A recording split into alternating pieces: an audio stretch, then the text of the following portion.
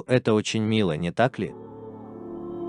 Да, да, сэр Безволосый, сегодня у нас здесь есть кое-что интересное. Мне ее рекомендовали гораздо реже, чем некоторые другие песни этого исполнителя. Но судя по тому, что мне говорили, это такая же правда. Вы можете представить пение Димаша настолько точно, насколько это возможно физически, так что я с нетерпением жду этого. Это Димаш поет тему из списка Шиндлера. Ему аккомпанирует на пианино Натан Ванг, но я не знал, кто такой Натан Ванг, поэтому набрал его в Google. Он признанный музыкант и композитор. На самом деле он сочинял для многих вещей. Я ничего об этом не знаю. Там написано, что это было сделано в Лос-Анджелесе в прошлом, 2023 году. Я не знаю, почему Димаш работает с Натаном. Я не знаю, почему они выбрали именно эту музыку. Но сама музыка — это музыка как таковая. Это тема из списка Шиндлера. О, я обожаю ее с тех пор, как впервые увидел этот фильм. На мой взгляд, это шедевр Джона Уильямса. Теперь каждый день, когда я работаю, чаще всего я слушаю свой классический плейлист. Это не совсем классическая музыка. Там много современной музыки. И там есть тема из списка Шиндлера. Так что я, должно быть, прослушал ее сотни раз в фоновом режиме, пока работал. Список Шиндлера — это фильм с чрезвычайно сложным сюжетом. Это очень грустно. Мелодию играет скрипка, а мы все знаем о скрипках и грустной музыке. На эту тему существует множество мемов. Мне очень понравилась эта сцена из «Губки Боба», когда я был ребенком. Позволь мне сыграть для тебя грустную песню на самой маленькой скрипке в мире, так что мне любопытно посмотреть, что Димаш здесь делает с точки зрения высоты звука. Собирается ли он петь в той же тональности и на той же высоте? Я предполагаю, что он будет петь на той же высоте, потому что он Димаш, и я могу только представить, что услышать, как Димаш поет это замечательное музыкальное произведение, будет прекрасным опытом. Так что я думаю, давай сразу перейдем к делу.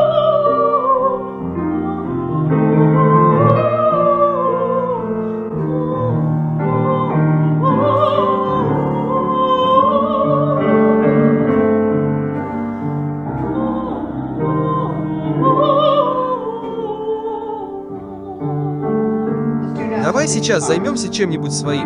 Прошу прощения.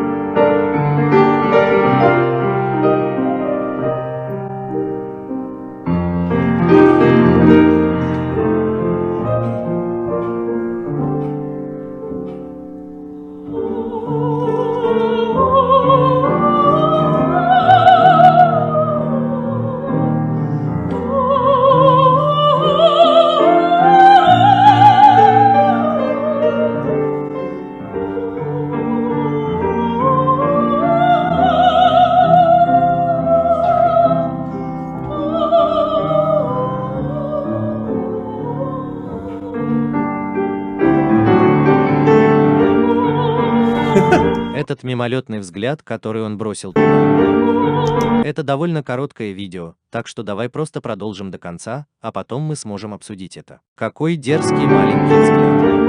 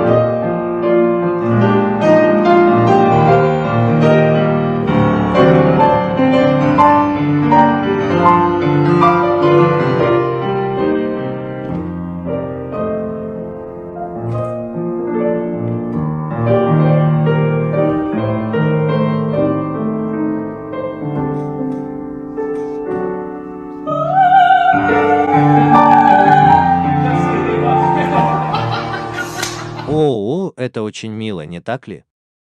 Мне нравится, что в этом необработанном видеоматериале все по-другому. Да, очень мило, очень мило. Хорошо, что же, давайте вернемся назад и выберем некоторые из наиболее заметных частей. Так что это видео начинается с музыки. Вступление к оригинальной теме опущено, я думаю, мы никогда не будем знать, что произошло. Так вот, сыграл ли Натан Ванг вступление или нет, пел ли Димаш вместе с вступлением или нет. Сейчас я не буду слишком много говорить о вступлении, потому что мы его не видим. Но я действительно думаю, что вступление задает тон остальной части музыки. Димаш поет действительно очень интересно, и я действительно думаю, что это стоит упомянуть, так как в оригинале песня начинается в миноре, но затем вступление заканчивается в мажоре.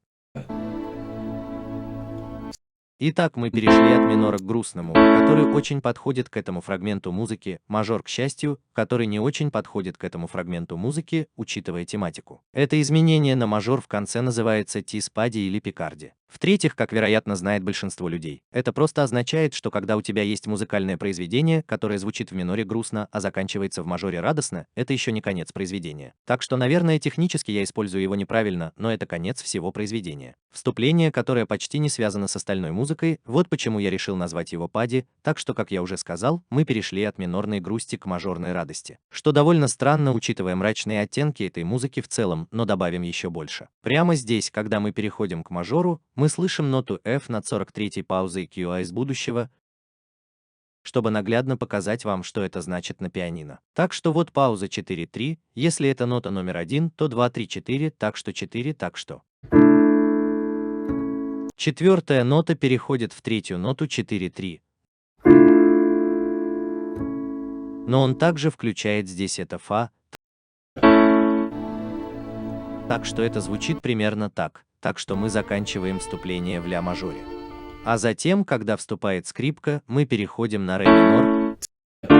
Так что отсюда и сюда, вот почему вступление звучит так. Я думаю, что это играет действительно важную роль в создании мелодии, о которой говорит Димаш.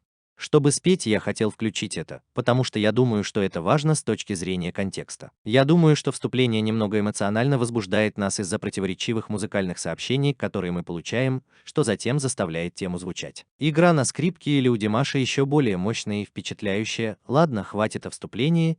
Теперь перейдем к Димашу. Вместо того, чтобы петь в тональности ре, как мы только что видели, Димаш поет в тональности от ре до ре, независимо от того, выберешь ли ты более низкий уровень. Или выше, это почти всегда середина между следующими ди, так что с точки зрения тональности это настолько далеко от оригинала, насколько это возможно. Интересно, что Димаш решил начать с G над D, ты же знаешь, что он мог бы начать и ниже. Если бы он начал с буквы D, то начал бы здесь, и я думаю, это здорово, потому что это означает, что он будет петь выше. Мы также пропускаем первую часть скрипичной мелодии, которая появляется при повторении первой фразы, которая находится выше. В общем, в плане высоты тона,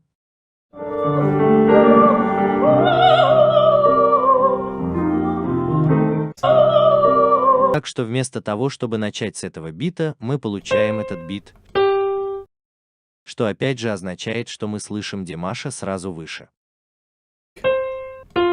Он настраивает мелодию вот здесь, он делает вот так, он поет эти ноты на 4 ноты ниже, но мелодия в оригинале на самом деле на 5 нот ниже.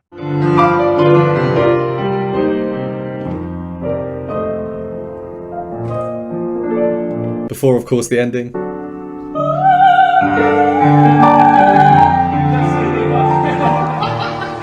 Опять же, я не знаю, что они там сказали, но у нас есть этот внезапный финал, если у кого-то есть окр, требующий музыкального завершения, которого, вероятно, нет. Что касается тебя, то мне это нравится, хотя это показывает, что они наслаждаются собой, им весело и они просто развлекаются. Смех сразу после этого замечательного сеанса создания музыки, да, мне действительно очень нравится, что это сильно отличается от обычных выступлений Димаша. Я видел необработанные кадры, которые не могут сравниться с этим, и это просто свидетельство голоса Димаша. Ладно, давайте оставим это. Спасибо всем, кто порекомендовал мне это. Дайте мне знать, на какие еще выступления Димаша вы хотели бы, чтобы я отреагировал, как всегда. Спасибо за просмотр. Буду признателен, если вам понравится мой контент и вы захотите поддержать меня. Ты можешь сделать это, присоединившись к подписке на Patreon или YouTube, ссылка на которую приведена ниже, и мы увидимся в следующий раз.